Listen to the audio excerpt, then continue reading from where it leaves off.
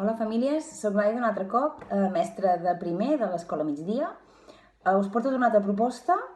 Aquesta vegada no us puc ensenyar material perquè estic ja a les últimes i a més se m'ha espatllat la impressora, així que estic arreglada. Però bueno, us ho explico. És tan senzill, és el joc del Quin és Quin. Es pot fer de tres maneres diferents. Una, si teniu el Quin és Quin a casa, doncs és un joc que tothom coneix i que ja sabeu com s'hi juga. Nosaltres a l'escola en vam fer un molt xulo amb els nens i el que vam fer va ser imprimir, si teniu impressora, imatges de cares de persones, amb el qual vam estar treballant conceptes matemàtics, com per exemple cares rodones, quadrades, cares de triangle, vam treballar el color dels cabells, dels ulls, la forma del nas, si el tenien gran, petit, punxegut o rodó, tots els conceptes que formen part d'una descripció d'una persona. I llavors els van donar una altra targeta on cada nen els van repartir una imatge i una targeta de descripció. I ells havien de posar, doncs això, ulls de color blau, grans o petits, nas punxegut, cara rodona, cara quadrada. I llavors, com hi vam jugar nosaltres a la classe, clar, són 25, el que vam fer va ser repartir una targeta de cara a cada nen i llavors un nen sortia davant amb una targeta de descripció.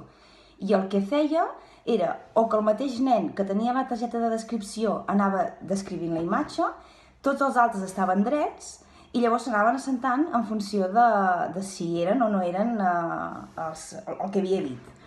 Llavors en quedava un de dret i si era correcte doncs tenien un premi.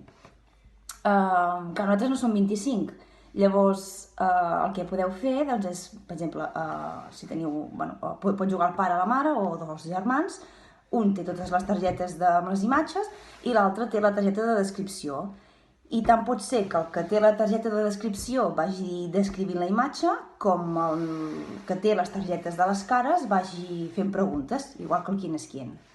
Si no teniu impressora, doncs una altra opció seria revistes, que jo tampoc en tinc, tipus la Ola, i dedicar-vos una tarda a retallar cares. Mira, també treballeu motricitat fina i podeu fer el mateix procediment de joc. Espero que... Jo no tinc res, no us ho puc ensenyar, ja em sap greu, perquè ja estic a les últimes. Però és una activitat que us podeu entretenir des de buscar a l'ordinador amb ells i fixar-vos això amb cares quadrades, rodones, o retallant revistes, així que espero que us sigui una idea útil. Que vagi bé.